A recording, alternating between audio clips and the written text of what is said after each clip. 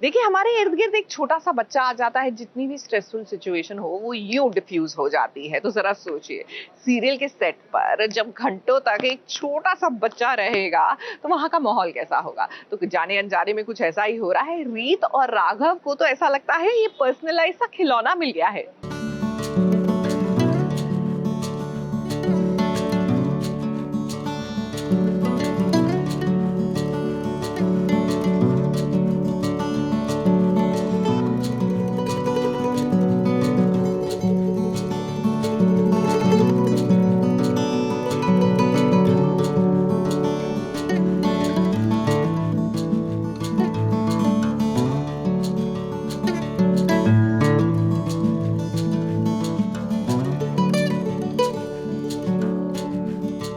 ये छोटा बच्चा जब सेट पर होता है ना, मानो सबकी नजरें उसी छोटे बच्चे पर टिकी होती है। अब वो क्या है ना, सेट पर नया मेहमान आता है तो उस मेहमान का ख्याल तो रखना ही पड़ता है। रीत को मानो एक नन्हा खिलौना मिल गया हो। देखिए ना, इस शूटिंग करने के बहाने वो कैसे रियांश के साथ खेलती हैं, और ये छोटू सा रियांश वो भी रीत को पहचानने लग गया है। तभी तो जब जब रीत उसके करीब आती है, देखिए उसे कैसे अच्छा लगता है।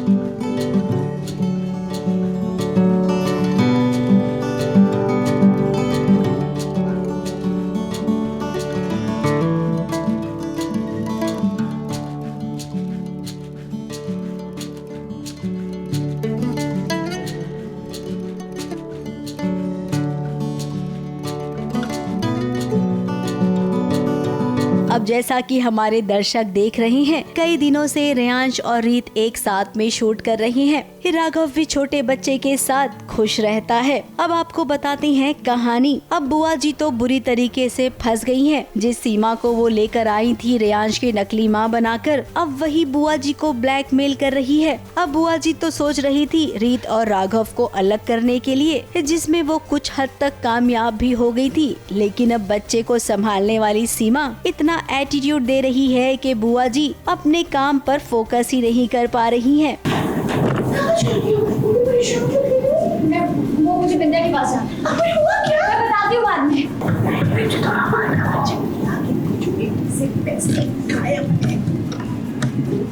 बताती है ना, इसके जोर साबित होगी तो मजा आएगा।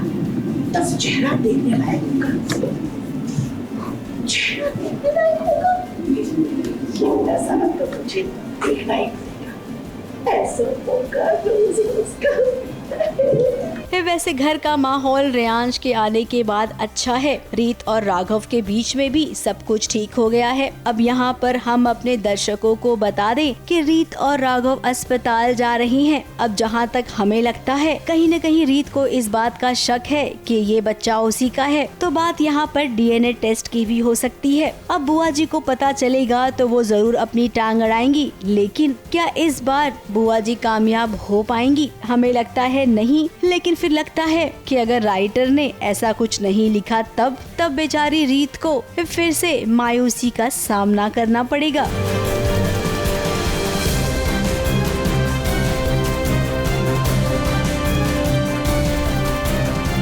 मुंबई से कैमरामैन प्रकाश पाटिल के साथ एबीपी न्यूज रिपोर्ट।